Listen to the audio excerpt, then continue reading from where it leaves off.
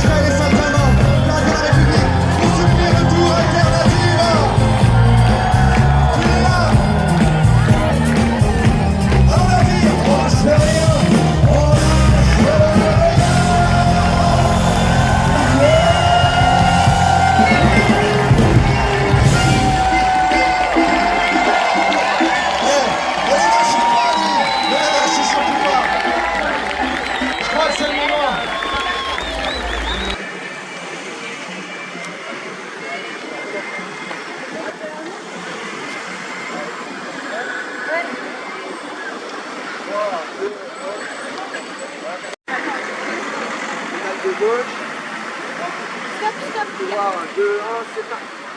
Laisse passer les vélos. Et on y va.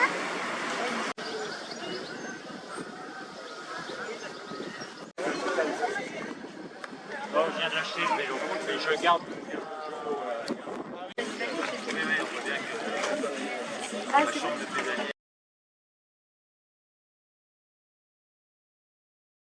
C'est un banque plus connu sous le nom de HK qui a écrit une chanson pour le Tour Alternativa.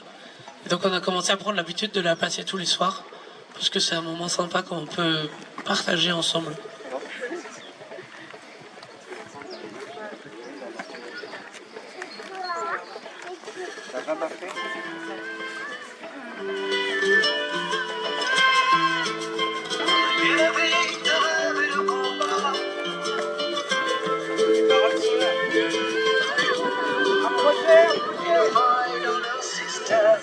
Non, ce n'est pas la vie en rose, ni la vie de poème.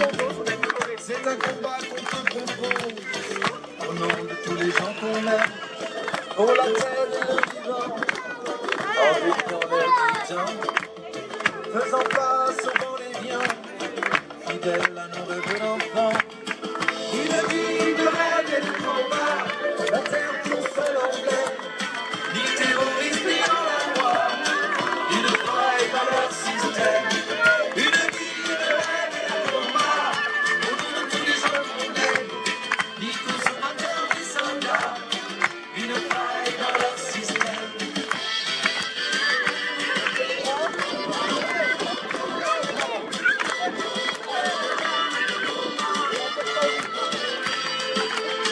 On discute, on fait ce qu'on dit, on avance et on trace. Sonner l'alerte, c'est interdit. Nous sommes une menace. Les chiens de garde font la loi. Tous les soirs à la télé, à la solde des grands lobbies. Dis-moi, combien sont-ils payés? Une vie de rêve et de combat, la terre pour seul emblème, ni terroriste ni hors la loi.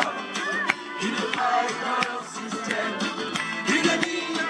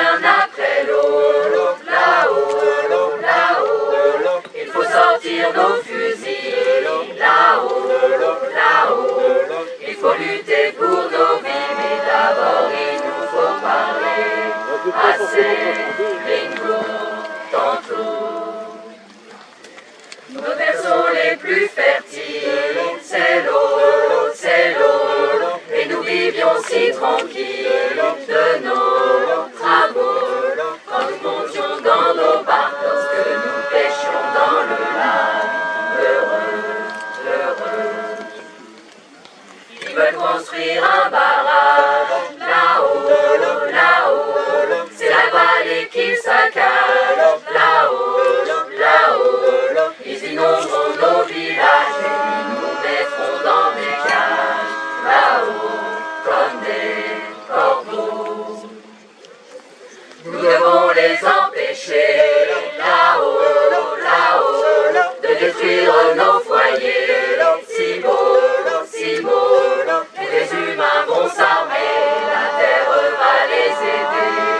Il faut de l'eau, il faut de l'eau, il faut de l'eau.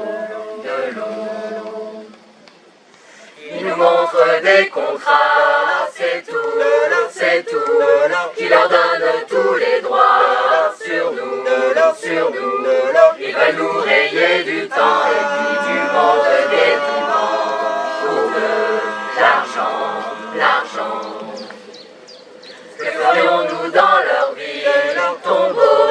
Tombeau, comme des tigres qu'on exile aux eaux. C'est pourquoi jusqu'au dernier nous lutterons pour exister, pour l'eau, de l'eau.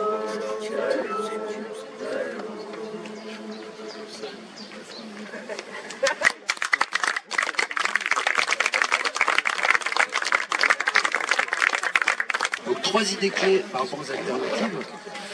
La première, c'est que des alternatives existent dans tous les domaines, je vous l'ai déjà dit. Ces alternatives, si elles deviennent la nouvelle norme, c'est-à-dire que de plus en plus de monde s'y mettent, et qu'elles deviennent systémiques, cela correspond, ça opérera un changement radical dans notre société en fait. Parce que plus il y aura de gens qui vivront différemment, de manière plus respectueuse du vivant et du climat, plus ça va faire basculer les choses en fait. Il n'y a pas besoin d'être plus de 50% en fait. Il y a des théories sociales qui prouvent ça, c'est qu'à partir d'un certain...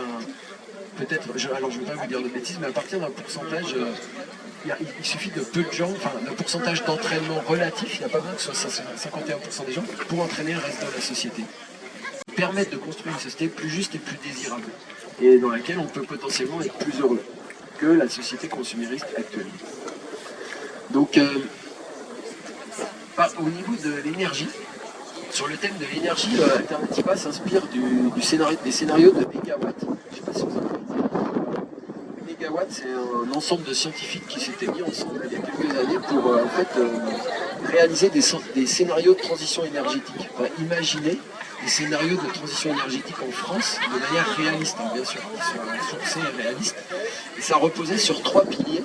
Le premier, c'est la sobriété, c'est-à-dire baisser nos besoins énergétiques, moins consommer, et faire tous attention à ce qu'on dépense comme énergie, et nous à titre en tant qu'individu, mais aussi les entreprises, les gouvernements, les administrations, l'ensemble de la société. Donc ça, c'est le premier volet, c'est la sobriété sur lequel on peut agir. Le deuxième volet, c'est l'efficacité, c'est-à-dire les besoins, pour satisfaire les besoins dont on n'arrive pas à se passer. Par exemple, on peut imaginer le chauffage de sa maison ou se déplacer dans une certaine mesure. Eh bien, on peut améliorer l'efficacité de notre mode de chauffage, de moyens de transport. Et là, l'idée c'est de réduire la quantité d'énergie dont on a besoin. Donc là, ça peut être nous en réfléchissant, ça peut être aussi grâce à l'ingénierie pour le coup qui améliore l'efficacité de certains fonctionnements. Par exemple en changeant de méthode de chauffage pour sa maison. Il y a des modes de chauffage maintenant avec la géothermie et d'autres qui sont beaucoup moins consommateurs d'énergie. Voilà, il y a l'installation de panneaux solaires, bien sûr, il y a 4 jours on était chez quelqu'un qui était ingénieur, qui est encore énergéticien, qui était ingénieur énergéticien, il est pratiquement à la retraite, et lui il a installé sur la presqu'île d'Arzon des panneaux solaires sur sa maison, un système de chauffage adapté qui utilise cette énergie, tout son système de chauffage d'eau il est basé sur ces panneaux solaires. Donc voilà, il a vraiment réfléchi, alors ok ça demande des compétences, d'accord, mais les gens comme ça, s'il y a de plus en plus de gens qui viennent compétents là-dessus, ça peut devenir, on peut imaginer que dans quelques années, le maximum de personnes elles sont installées dans leur maison. Et après, il faut former des gens et il faut s'intéresser aux gens qui font des tests. Et puis le troisième volet du scénario mégawatt, c'est ce que on a tous entendu parler, c'est privilégier les énergies renouvelables, c'est-à-dire essentiellement le solaire et l'éolien. Il y a d'autres aussi, tout ce qui concerne l'énergie hydraulique, aux rivières, aux barrages. Et voilà. Et en fait, au niveau des États, il est nécessaire qu'il y ait une politique de développement des énergies renouvelables qui soit ambitieuse, certes, mais aussi réaliste. Et notamment, en ce moment, il y a beaucoup de conflits, vous avez dû en entendre parler de certains, entre les milieux écologistes et les milieux industriels qui installent du photovoltaïque ou qui installent de l'éolien. Parce que souvent, le photovoltaïque, c'est fait sur des sites naturels. C'est-à-dire qu'ils installent les panneaux sur des sites en dégradant l'environnement. Donc là encore, ça montre la complexité des choses. C'est très délicat. Il n'y a pas de solution magique. Et raser des forêts pour mettre des panneaux photovoltaïques, c'est pas sûr que le bilan final il soit favorable au ça. Par contre, ça demande peut-être beaucoup plus de précision, d'intelligence dans la mise en place, par exemple en les installant sur tous les toits. Et du coup, forcément, les installations deviennent plus complexes. Parce que mettre quelques panneaux sur tous les toits d'un quartier ou d'une ville, ça va être forcément plus compliqué et plus long que prendre un champ et le couvrir de panneaux photovoltaïques d'un coup avec les réseaux électriques qui vont bien. Donc là encore, c'est délicat à mettre en place et il faut que ça soit fait avec beaucoup de réalisme et d'intelligence. Voilà. Au niveau de l'isolement des bâtiments, c'est également un enjeu écologique et social, puisque ça c'est un combat que montre beaucoup la Fondation Abbé Pierre, qui s'attaque à la précarité énergétique et qui met, vous connaissez la Fondation Abbé Pierre, j'imagine, en tout cas l'Abbé Pierre, et cette fondation, chaque année, elle sort un rapport sur la précarité énergétique en France. Et en fait, en France, on est 66 millions d'habitants, mais il y a 12 millions de personnes, c'est-à-dire 1/5 de la population française, qui est en précarité énergétique. Ça veut dire que soit ils n'arrivent pas du tout à payer leur facture d'énergie, d'électricité, de gaz, soit elle est beaucoup trop élevée par rapport à leur niveau de vie. Donc c'est quasiment la même chose. Dans les deux cas, ils n'arrivent pas à la payer ou en faisant beaucoup de sacrifices. Voilà. Je continue sur la mobilité. Donc l'idée des alternatives, c'est de sortir du tout de voiture, bien sûr, notamment en faisant du vélo, qu'on a fait aujourd'hui, tous les gens qui étaient là. Ça, vous connaissez. Après, bien sûr, il y a les transports en commun, le tram, éventuellement des bus. Le train aussi, que dans les milieux écologistes, on essaye de faire pression pour qu'on remette des trains de nuit entre toutes les villes de France. Ça commence doucement. Là, ils ont remis un Nice-Paris. Donc nous, moi j'habite à Nice, donc Paris-Nice, on peut le faire à nouveau en train de nuit. Donc, comme on dit, c'est pratique le train de nuit parce qu'on part, en fait on voyage que 2 heures, à peu près 1 heure le soir pour s'endormir, après on dort et on se réveille le matin, même une demi-heure avant. Donc le voyage finalement il paraît court, même si il est assez long et donc plus long qu'un avion. Et au final, c'est peut-être un bon moment aussi. Il y a la question des mobilités en milieu rural et périurbain. Bon, on va pas trop s'attarder là-dessus, mais c'est vrai que souvent on dit en ville, c'est beaucoup plus facile d'utiliser les transports en commun, peut-être de faire du vélo parce qu'il y a une histoire de distance à parcourir, de la répartition des choses sur le territoire. En ville, c'est beaucoup plus dense et resserré. En milieu urbain, c'est moins facile. Donc c'est sûr que là, il y a des réflexions aussi spécifiques à faire par rapport au territoire. Et là, l'idée, ça peut être de re-rendre les territoires ruraux vivants, habités et vivants. Parce que plus ils seront vivants, plus il y aura de commerce de proximité au même endroit, moins les gens auront besoin de se déplacer au quotidien. C'est-à-dire qu'ils n'auront pas forcément 10 ou 20 km à faire pour trouver, ne serait-ce que faire quelques courses ou trouver de quoi se nourrir. Donc c'est pour ça qu'il y a vraiment un enjeu de revitaliser les territoires ruraux et voilà, de leur redonner vie tout simplement. Et avec le Covid, par exemple, on a vu qu'il y avait beaucoup de citadins qui avaient envie de revenir à la campagne, il y avait comme un retour. Donc ça, quelque part, ça donne de l'espoir dans ce sens-là. Au niveau de la relocalisation aussi, un aspect important des alternatives, on vient un peu d'en parler. Il y a déjà l'agriculture paysanne, c'est-à-dire arrêter d'acheter des produits alimentaires qui viennent de l'autre bout du monde, ça c'est un peu un classique, et aider à favoriser l'agriculture qui se fait autour de chez nous. Donc, vous avez peut-être entendu parler des AMAP, je ne sais pas s'il y en a à Saint-Brieuc. Voilà, 2 à 3. Voilà, 3 AMAP à Saint-Brieuc, donc ça c'est super. À Nice on en a pas mal aussi, on en a plusieurs. Plus que ça, mais c'est normal aussi, la ville est plus grande. Et donc voilà, les AMAP, AMAP, ça veut dire Association pour le maintien d'une agriculture paysanne. Donc c'est vraiment l'idée de favoriser, de maintenir et de relancer l'agriculture locale. Après, par rapport à la relocalisation, il y a aussi réparer nos objets, c'est-à-dire que ce soit des réparateurs de proximité qui réparent des objets électriques et électroniques, au lieu de les jeter ou de les envoyer à l'autre bout du monde pour qu'ils soient réparés. Donc favoriser l'artisanat local et tout ce qui est produit localement. Il y a l'idée du télétravail aussi, qui a beaucoup explosé pendant le Covid, puisque les gens ont été obligés de travailler à distance. Donc ça aussi, on peut imaginer que le télétravail, ça diminue beaucoup les trajets des gens, et donc diminue leur impact carbone. Après, il y a la question du numérique. Donc là encore, c'est pas si simple, parce que si tout le monde utilise à fond Internet tout le temps, achète des appareils électroniques tout le temps, pour télétravailler, donc vous voyez, il y a un dosage à faire là encore. Il faut réfléchir à nos usages pour pas gaspiller. Et puis enfin, les services de proximité, pareil, ça c'est l'État qui doit continuer à relocaliser les services publics, par exemple, l'administration, l'administratif, pour que les gens n'aient pas forcément 50 km à faire pour quelques démarches.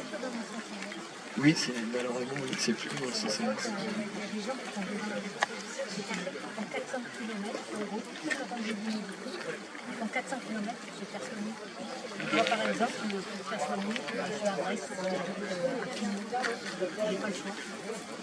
Voilà, ça c'est là, le problème. relocaliser, c'est pas le guignol qu'on a en ce moment qui va relocaliser. Quand je dis le guignol, non, j'insulte parce que le guignol me faisait rire alors que lui... Bon, non, si vous voulez, après on fait un petit temps d'échange et on peut parler de ça. Exactement ce que vous dites, c'est les déserts médicaux en fait. C'est super la relocalisation, mais il n'y a pas de relocalisation. C'est ça, il y a toujours besoin de volonté. Voilà, c'est ça. Donc juste, je finis rapidement, parce que je ne veux pas non plus vous assommer, de dérouler les alternatives. Donc il y a l'histoire de sortir de l'agro-industrie. Là, ça mériterait une conférence en soi, donc je ne détaille pas. Mais pour aller vers une agriculture paysanne et biologique, on l'a un peu évoqué. Mais ça, il faut savoir que aller vers l'agroécologie et la permaculture, c'est quelque chose qui est admis mondialement. L'UNESCO, elle prône ça. Le GIEC, il prône ça dans ses rapports. Donc en fait, au niveau international, ces solutions, elles sont connues et archi connues. Même le gouvernement français, si vous regardez les sites internet des différents ministères, ils sont déjà d'accord avec ça. Et ils ont déjà commencé à... Moi, dans ma région, il y a le lycée agricole d'Antibes, il a déjà des formations d'agroécologie. Depuis l'année dernière, maintenant, il y a des formations financées par la région pour qu'il y ait de plus en plus de jeunes qui s'intéressent à l'agroécologie. Donc il y a des pas qui sont faits dans ce sens-là. Et tant mieux. Mais pour l'instant, c'est encore... l'idée, c'est que ça devienne vraiment beaucoup plus massif, quoi. Un petit rappel sur l'alimentation. Vous avez tous dû entendre qu'il faut tous qu'on réduise notre consommation de viande. Bon, moi personnellement je suis végétarien, et dans le milieu associatif et climat, il y a souvent beaucoup de végétariens, voire des véganes, qui sont allés encore plus loin. Mais juste pour vous dire, j'ai devant moi un petit diagramme de notre consommation. En fait, les Français, en moyenne, 52% de notre alimentation est carnée. C'est de la viande ou du poisson ou des produits transformés carnés. 52%. Et c'est la partie qui est la plus émettrice de gaz à effet de serre. Les 52% qui sont là, ils émettent 2 fois plus que tout le reste. Quand on calcule leur bilan de gaz à effet de serre. Donc du coup, le reste c'est les produits laitiers, les fruits et légumes et les plats préparés végétariens, les matières grasses et sucrées et les féculents.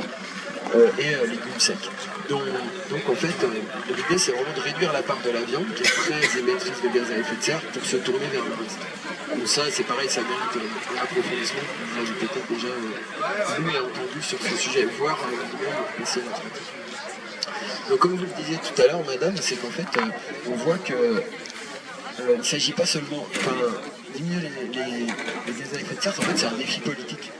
Il y a vraiment, on ne peut pas, quand on réfléchit à ce sujet, ne pas se poser des questions politiques au gouvernement, en fait. Parce qu'on voit bien que c'est des choix politiques, c'est des choix de société en fait, de changement de société qui doivent être faits. Donc souvent on oppose j'y reviendrai après. On croit que c'est un défi technique. Enfin, il y en a certains qui prônent le techno-solutionnisme, qui pensent que c'est un défi technique de solutionner le dérèglement climatique, mais en fait, il y a beaucoup de scientifiques qui n'y croient pas du tout et qui pensent qu'on n'arrivera jamais à trouver des solutions technologiques à ça, parce qu'il n'y en a pas. Donc en fait, c'est vraiment un changement de société, la solution. Il n'y aura pas de solution miracle, en fait, qui viendront de je ne sais quelle science la science elle est capable que de faire ce qui est physiquement possible dans le monde. On ne peut pas inventer des choses qui n'existent pas. C'est pas de la science-fiction. Donc, à la lumière de tout ce qu'on vient de dire, le slogan d'Alternativa, vous l'avez peut-être vu sur le polo, c'est « Changeons le système, pas le climat ». En fait, on est convaincu que pour agir sur le climat, on va être obligé de passer par un changement de système. À la fois notre consommation de tous les jours, mais à la fois politique aussi. Au niveau des changements de paradigme, c'est un changement très profond dont on a besoin. Et on vit pour l'instant dans une société qui est quand même globalement orientée vers le consumérisme. Donc on a toujours autant de publicité pour essayer de nous faire consommer de plus en plus d'objets, enfin, toujours autant d'objets nouveaux. Il y a le matérialisme, et nous ce qu'on voudrait, pour répondre au consumérisme, nous ce qu'on voudrait c'est redonner du sens au travail et aux objets qu'on fabrique et qu'on utilise tous les jours. Donc au travail des gens qui les font, au travail des artisans, que ce ne soit pas juste des biens de consommation qu'on achète 10 €, qui ne marchent plus au bout de quelques utilisations et qu'on jette. Donc voilà, redonner du sens aux gens qui fabriquent les choses et aux objets qu'on utilise. La société, on peut dire qu'elle est matérialiste. Nous ce qu'on voudrait c'est redonner une place centrale au lien social. C'est-à-dire moins s'occuper des biens, du matériel, mais plus s'occuper des gens et du lien. Et on imagine qu'on peut être quand même beaucoup plus heureux avec beaucoup de liens sociaux. Et d'ailleurs, c'est pas juste nous qui l'imaginons, c'est qu'en fait, il y a des études, il y a plein d'études dans le monde qui prouvent ça. C'est qu'on est... Le fait d'être heureux n'est pas du tout lié à la richesse. Il n'est pas du tout lié au nombre d'objets qu'on possède. Ce qui paraît quand même assez évident quand on le dit comme ça. On voudrait aussi passer d'une société de compétition à une société de coopération, une société d'individualisme à une société de solidarité. Ça me paraît peut-être un peu des communs ce que je dis, mais voilà, peut-être des fois ça fait du bien de le redire. Et de passer d'une société extractiviste, productiviste, capitaliste, et qui veut se faire croire qu'on peut avoir une croissance infinie, c'est-à-dire continuer à chercher des points de croissance chaque année, augmenter ce qu'on produit, faire élargir l'économie, passer à une économie qui soit vraiment respectueuse du vivant, voire peut-être vous avez entendu parler du terme d'économie régénérative. Maintenant, il y a un nouveau, c'est vraiment un terme qui commence à se développer et il y a de plus en plus de gens qui font des recherches là-dessus, ou voire qui pratiquent, qui cherchent à mettre en place des systèmes économiques régénératifs. C'est-à-dire qu'au lieu de détruire le vivant, le bilan de ces économies ils cherchent à être positif, c'est-à-dire par exemple à régénérer la nature en replantant des arbres, en remettant, mais pas juste bêtement, de manière, en reconstruisant des écosystèmes, ou en tout cas en aidant des écosystèmes à se restaurer. Donc le bilan de l'activité doit être positif pour l'environnement. Donc ce changement de paradigme vers une société plus juste, avec plus de sens, plus épanouissante, donc on espère plus désirable pour vous, pour nous, même s'il n'y avait pas de changement climatique, en fait, on se dit que finalement, même sans le changement climatique, on aura intérêt à la construire, cette société. Parce que, voilà, vous comprenez pourquoi, je pense. On a tous intérêt à vivre dans une société comme ça. Et la bonne nouvelle bonus, c'est que les alternatives qu'on prône, elles servent à faire une société plus juste, mais elles répondent aussi aux enjeux d'atténuation du changement climatique et aux enjeux d'adaptation. Parce qu'avec les modes de vie alternatifs, on peut s'adapter plus facilement, localement, aux conséquences du dérèglement climatique.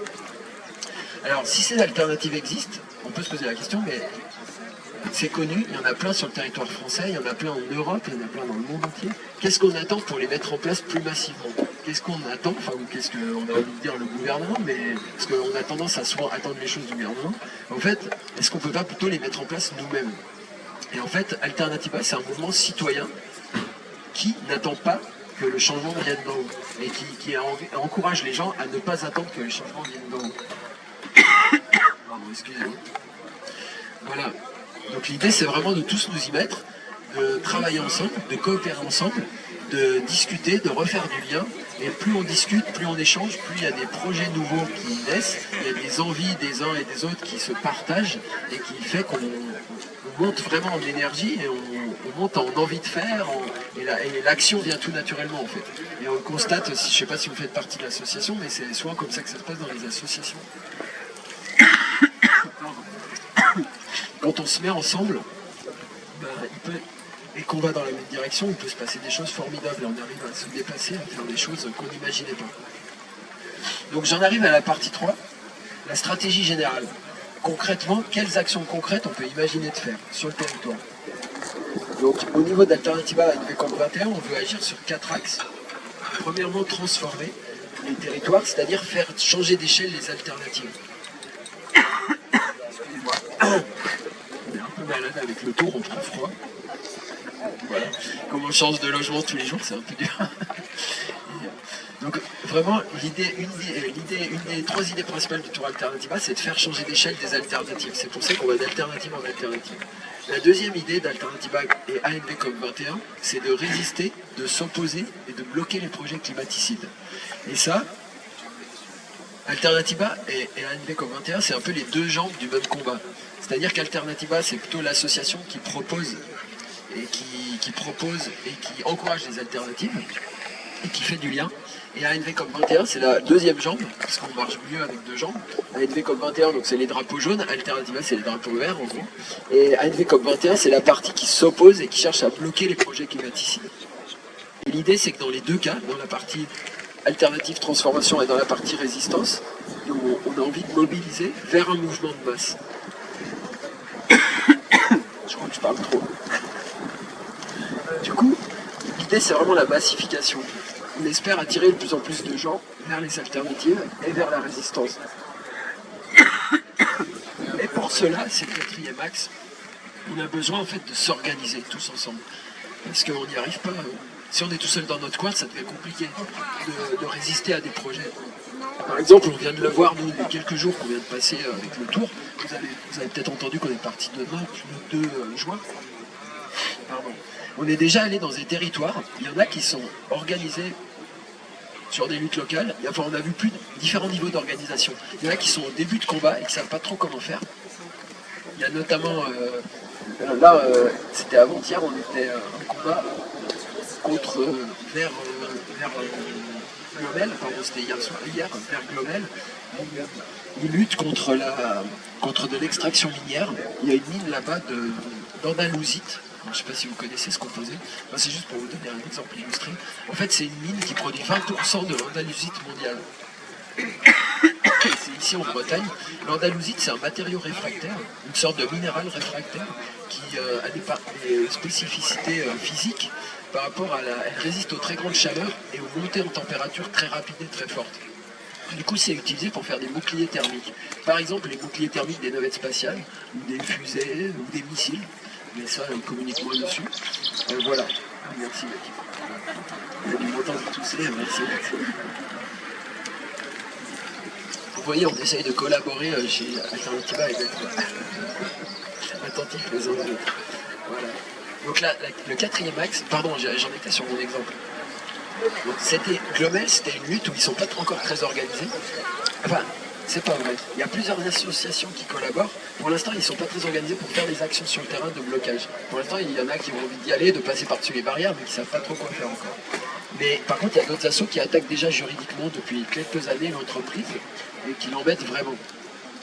Donc, l'idée, c'est de... Alors, c'est une entreprise qui a déjà 3 bassins d'extraction, ils veulent en faire un 4e. Donc déjà, leur idée, c'est qu'il n'y ait pas, que le 4e bassin d'extraction n'existe pas, parce que ça va détruire, enfin bref, je vous passe les conséquences, mais ça va faire beaucoup de dégâts sur l'environnement local.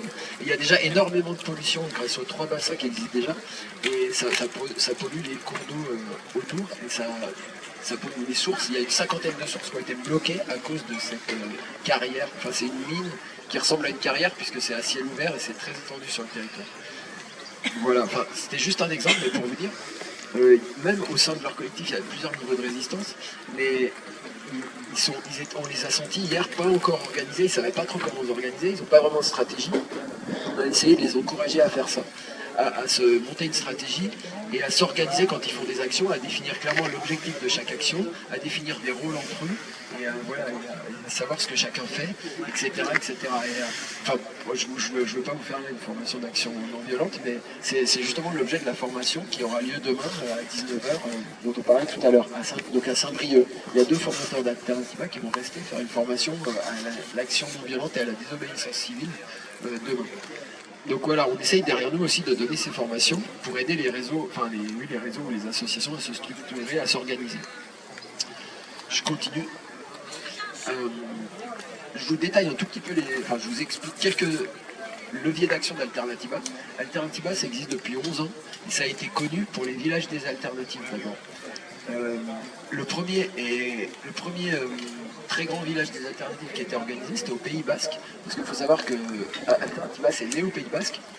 C'est issu d'une association qui existe toujours, qui s'appelle BICI. C'est l'association historique d'Alternativa, si vous voulez. Et ils ont créé un village des alternatives qu'ils ont appelé Alternativa. Donc au départ, Alternativa, c'était le nom de leur premier grand village des alternatives, qui était à Bayonne. Et bon, là j'ai des photos, mais voilà, il y a eu des milliers de personnes, je crois qu'il s'est allé jusqu'à 30 000 personnes sur ce site. Et Bayonne, c'est une petite ville, hein, donc c'était vraiment quelque chose de très grand. Et Alternativa, ça veut dire alternative en basque. C'est pour ça qu'ils ont pris ce nom. Et de ce village des alternatives est née l'idée d'en faire naître d'autres en France, et d'où a commencé à se répandre le mouvement Alternativa. Voilà. Je vous dirai après combien il y en a sur le territoire français et mondial. Notamment, il y a un livre, un très beau livre, enfin un joli livre qui s'appelle « Et si ?»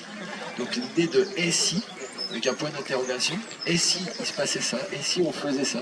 C'est l'idée de se projeter dans le futur et d'imaginer le monde tel qu'il pourrait être en 2030, 2040, 2050. Et plus loin encore, 2100. Et donc là, Alternativa fait appel à 60 intellectuels, artistes, créateurs pour imaginer, chacun de leur côté, en écrivant un petit article, quel pourrait être le monde sur différents sujets. Donc ça, c'est la thématique des nouveaux récits qui est hyper importante dans le monde de l'écologie, parce que les nouveaux récits, c'est un enjeu. Cyril Dion, je ne sais pas si, enfin, vous devez voir qui c'est, Cyril Dion, il en parle souvent. C'est-à-dire que imaginer le monde de demain différemment, c'est ça qui peut nous amener à le faire ensuite. Donc c'est très important. Vous voyez, si on regarde des blockbusters américains tout le temps, ben, on va finir à avoir l'imaginaire qui est bloqué sur ce genre de concept, quoi. La guerre, les batailles, les combats, enfin bref. Donc les explosions. Donc en fait, on a besoin d'imaginer d'autres choses, un monde beaucoup plus désirable, un monde plus collaboratif, collectif, etc. Et ensuite, s'y projeter et imaginer que ça puisse exister pour le faire exister ensuite. Il y a un petit livret aussi qui doit être sur le stand qui s'appelle 2053. Ça, c'est un exercice qu'a fait le Pays Basque. Ils ont édité un petit... ils ont imaginé de manière très réaliste, de manière un peu socio-économique, quel pourrait être leur territoire, le Pays Basque, en 2053. Pareil, si on arrivait à élargir les alternatives. Bon, voilà, il y a d'autres livres sur le stand, je passe un peu. Alternativa a aussi créé un site qui s'appelle Transiscope, qui est sur internet, Transiscope, qui recense des milliers d'alternatives existantes en France. C'est dur de le maintenir à jour parce que ça s'accélère, il y a de plus en plus de tiers-lieux, il y a de plus en plus de brasseries de bière locales, d'agriculteurs bio en France. Donc même si la bio a connu un ralentissement, c'est depuis le Covid. Mais voilà, il y a des milliers d'alternatives qui sont recensées sur Transiscope. Et après, je vous parle d'une autre branche d'Alternativa qui s'appelle Alternative Territoriale. Donc ça, c'est plus la branche, on va dire, politique d'Alternativa. Donc Alternativa est constituée en groupes locaux, et dans les groupes locaux, il peut y avoir des groupes alternatives territoriales. Le but d'Alternative Territoriale, c'est de faire avancer les politiques locales. En fait, c'est d'influer sur les élus, sur les politiques locales, pour qu'ils arrivent à inclure de plus en plus d'alternatives, favoriser le développement des alternatives, peut-être utiliser mieux l'argent public et dire non aussi à des projets climaticides.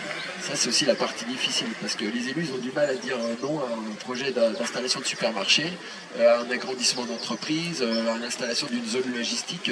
Souvent, ils sont contents parce qu'ils savent que ça va ramener des taxes dans la ville, mais c'est dans les finances de la ville, mais c'est peut-être pas ça le plus important. Voilà, donc au niveau des politiques locales, par exemple, faire pression pour que les cantines d'un territoire passent en bio.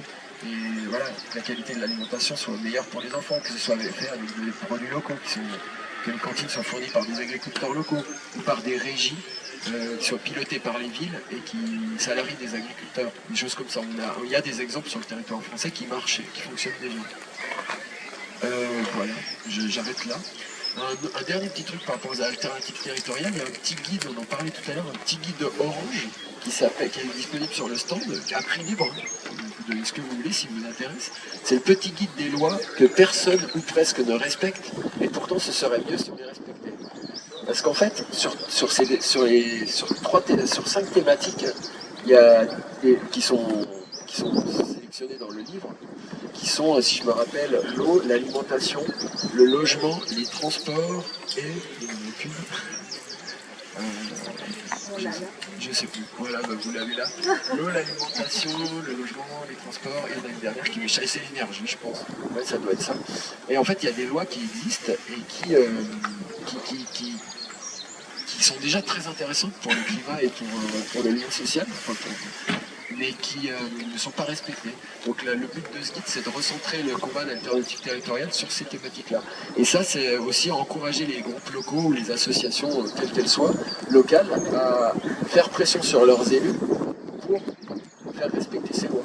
Par exemple, je vous donne juste un exemple, vous avez dû entendre, ah oui, bah c'est sur les déchets, la 5e thématique, c'est les déchets avec le compost, c'est pas l'énergie. Parce que l'énergie, pour le coup, c'est un problème...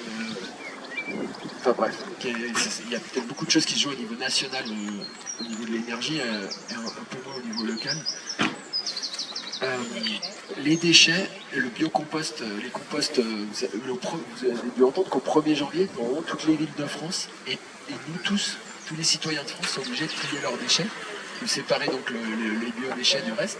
Tout ça c'est très intéressant évidemment, puisque le but c'est d'alléger les poubelles, d'alléger ce qui finit dans l'incinérateur, et de réutiliser la matière organique et l'énergie qui est présente dans les biodéchets. Mais moi je connais quasiment aucune ville, en fait qui est à la hauteur, et qui a anticipé les choses et qui a mis un système de collecte en place. Je sais pas vous comment ça se passe en Bretagne.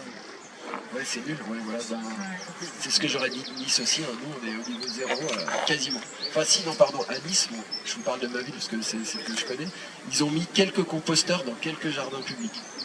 Je sais pas si vous voyez, le jour où ils le mettent et ils l'ouvrent, le truc il est plein en quelques jours, quoi, puisqu'il y a des citoyens qui viennent vider leur compost, et heureusement c'est pas tout le monde, parce que sinon je pense qu'il serait plein en 1 heure. Mais, et après, la collecte elle n'est pas organisée, et ils ont rien derrière. Et une fois, j'ai interpellé des élus lors d'une réunion de quartier. J'ai juste dit de manière neutre, bon voilà, qu'est-ce que vous prévoyez, comment vous prévoyez de mettre en place, qu'est-ce qu'a prévu la ville, vu que ça fait déjà quelques jours, c'était en janvier que la loi est passée, mais ils n'avaient rien prévu en fait. Et franchement, je m'attendais, ça m'a même surpris tellement, je pensais quand même qu'ils avaient anticipé des trucs où qu'ils étaient en train de mettre en place, mais qu'ils étaient en retard. Mais en fait, il y a plein de villes de France qui n'ont rien prévu. Donc voilà, les lois existent, autant les utiliser et faire pression sur nos élus. Je vous ai déjà parlé des 2 jambes d'Alternativa et d'ANV, je ne reviens pas dessus. Je vous donne encore quelques éléments sur ANV, l'action non violente. Le but, c'est de bloquer le système climaticide. Et je vais vous donner juste quelques exemples d'actions massives comme ça pour illustrer, qui ont été faites, des actions réussies qui ont débouché sur des choses. Par exemple, à Besançon, il y en a plein en fait d'actions qui ont réussi. C'est ça qu'il faut se dire, c'est que chaque année, il y en a des dizaines sur le territoire français qui marchent, et il y a des projets bloqués, il y en a vraiment beaucoup. Par exemple, près de chez vous, un des plus connus en Bretagne, à côté de la Bretagne, en Loire-Atlantique, c'est Notre-Dame-des-Landes, où après des années de résistance, bon là ça a pris entre 10 et 20 ans, je pense, il y a eu des gens présents pendant au moins 10 ans. Mais voilà, au bout de 10 ans, ils ont réussi à bloquer la construction du nouvel aéroport. Chez Alternativa, il y a eu des actions même plus modestes, mais qui ont fonctionné. Par exemple, à Besançon, alors celle-là, je la connais pas bien, c'est pour ça que j'ai réfléchi, parce que j'y peux pas du tout. Ah oui, voilà, il y a ANV Convertel qui a construit une tour de guet, au-dessus d'une zone qui s'appelle les Jardins des Vêtes. C'était une zone menacée d'artificialisation. Et ils ont construit une tour de guet, ils avaient une grande banderole, on vous voit. Et en fait, ils se relayaient sur la tour de guet pour surveiller les travaux et dire on surveille les travaux et voilà. Et on n'est pas dupe de ce qui se passe. Et ça, plus d'autres actions, parce que, encore une fois, ils avaient une stratégie globale, ils ont mené d'autres actions et ils ont fini par faire échouer le projet qui a été arrêté. Un autre exemple d'action massive qui avait mené à une COP21, à une époque, il y avait une campagne de nettoyage de la Société Générale. Je ne sais pas si vous avez entendu parler de ça. En fait, ça s'était passé dans plein de villes de France et aussi il y a eu une journée massive à Paris le 14 décembre, mais je ne sais plus de quelle année. Je crois que c'était en 2018. Ils nettoyaient en fait, pour dénoncer le fait que la Société Générale était la banque numéro 1 des énergies sales, donc des énergies fossiles, qui finançaient les énergies fossiles. Ils ont utilisé l'humour et ils sont allés nettoyer le sol des agences de la Société Générale. Donc voilà, et après bien sûr l'idée, c'est-à-dire qu'ils rentraient dans les agences, ils mettaient des banderoles et ils commençaient à faire le ménage, à nettoyer le sol avec des gilets jaunes, avec bref. Et du coup c'est des actions qui ont le but, c'est de faire aussi des photos, des images, de les diffuser médiatiquement et de faire parler de la chose. Là c'est des projets vraiment médiatiques. Et là l'intérêt d'utiliser l'humour, c'est aussi que on pouvait rien leur dire parce que nettoyer c'est pas un délit. Donc vous voyez, si la police arrivait, on ne pouvait pas tellement les mettre en garde à vue pour le nettoyage du sol. Mais voilà, l'idée c'était de faire des images et de dénoncer ça. Et ça a quand même eu un certain impact, parce que suite à ça, il y a un projet de gaz liquéfié au Texas, financé par Société Générale, qui a arrêté d'être exporté en Europe. Voilà. Je vous parle en 2 mots de la campagne Décrochons Macron, qui consistait à décrocher les portraits d'Emmanuel Macron. C'est là que vous avez peut-être entendu parler. C'était suite aux premières élections, il a été élu. Et il y a 100 portraits officiels d'Emmanuel Macron qui ont été décrochés dans les mairies. Non, d'ailleurs, je dois dire une bêtise, je pense que c'est au moment de la démission de Nicolas Hulot. Il y a 100 portraits d'Emmanuel Macron qui ont été décrochés dans les mairies de France et qui ont été... non, il y en a même 150, je ne sais pas pourquoi c'est écrit 100, qui ont été décrochés pour dénoncer son inaction climatique. Donc ils ont été amenés à Paris, tous sur le Trocadéro, et il y a une immense photo qui a été faite avec la Tour Eiffel derrière et tous les portraits d'Emmanuel Macron retournés au pied, enfin sur le Trocadéro. Et donc là, c'était vraiment l'idée de décrédibiliser le discours pseudo-écolo du gouvernement, et enfin le greenwashing en gros du gouvernement. Donc ça fait aussi partie de ce qui peut être fait, pour dire qu'on n'est pas dupe en fait de l'inaction. Bon, je vous passe d'autres actions. Voilà. Ah, il y en a quand même une qui n'est pas citée là, mais en fait, ouais, récemment, dans les actions récentes, par exemple, il y a en Haute-Savoie, à La Roche-sur-Foron, ils ont réussi à faire arrêter la construction d'un vélodrome. C'est le groupe local Alternativa, avec d'autres associations.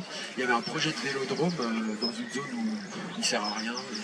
Enfin, un vélodrome, franchement, est-ce que c'est vraiment intéressant de construire un stade pour quelques personnes qui font du vélo dans ces conditions-là?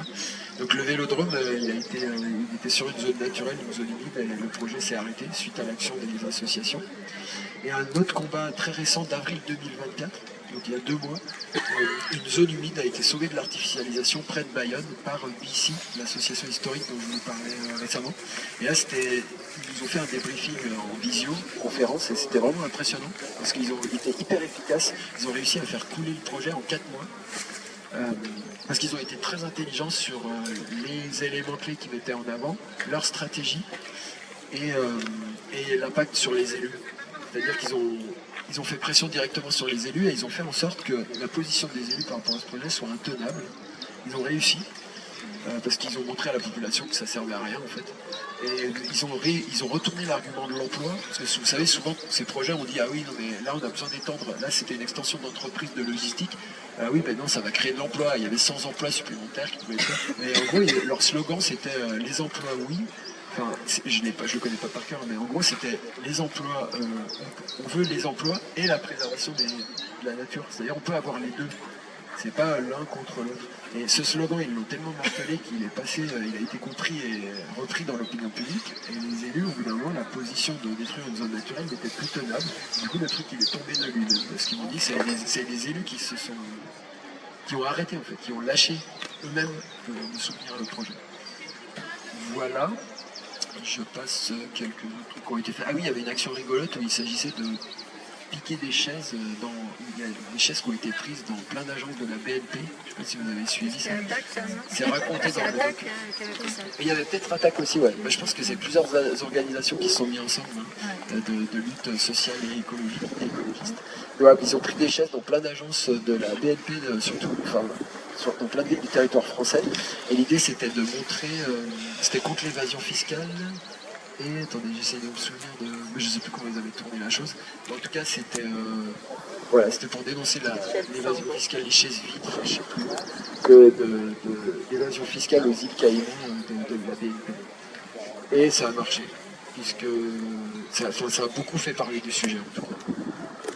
Voilà, je passe sur plein d'autres victoires qui ont été menées. Et donc en fait, juste pour terminer, la stratégie d'Alternativa, c'est de mobiliser au maximum les gens, faire des mobilisations de masse en incluant un maximum de public. Et l'idée, c'est d'arriver à construire une majorité politique et culturelle. C'est-à-dire continuer à faire passer les idées écologistes, continuer à mobiliser les gens dans les territoires et surtout essayer de faire que les alternatives se développent, que ça devienne une culture commune. Et quand ça devient culturel, au bout d'un moment, on ne peut plus rien dire. Enfin, c'est indiscutable, parce que c'est passé dans la culture. C'est ça l'idée. Et on a besoin aussi de passer par la politique, quand même, puisque c'est là que se prennent les décisions. Juste, je vous parle en deux mots du réseau Alternativa. Il y a 116 groupes locaux dans le monde. Donc il y en a environ 70-80 en France. Il y en a une trentaine en Haïti, ce qui est assez étonnant, mais en fait il y a des liens, il y a une histoire par rapport à ça. Et il y a plus d'une trentaine de groupes locaux en Haïti. Il y a des liens forts notamment entre BC et l'Haïti. Et là, il faut savoir qu'en ce moment, en Haïti, la situation est très compliquée parce qu'il n'y a plus de gouvernement et c'est des groupes armés qui sèment la terreur là-bas. Et les groupes locaux d'Alternativa, ils résistent et ils sont pris pour cible. Parce que forcément, les régimes autoritaires, enfin les groupes locaux, c'est même pas un régime politique, c'est des groupes de mercenaires. Ils n'aiment pas les groupes qui sont organisés et qui continuent à essayer de faire des choses et avoir une pensée politique. Ça leur fait peur en fait. Donc ils subissent vraiment des choses très dures. Ils résistent, c'est en temps de guerre en fait là-bas. Ils sont en guerre. Ils sont en résistance. Et il y en avait deux qui étaient à Nantes notamment, qui sont venus au départ du tour il y a une semaine. Le 2 juin, il y avait 2 représentants des groupes d'Haïti qui sont venus nous parler un peu de ça. Et il y a 3 groupes en Afrique aussi. Voilà.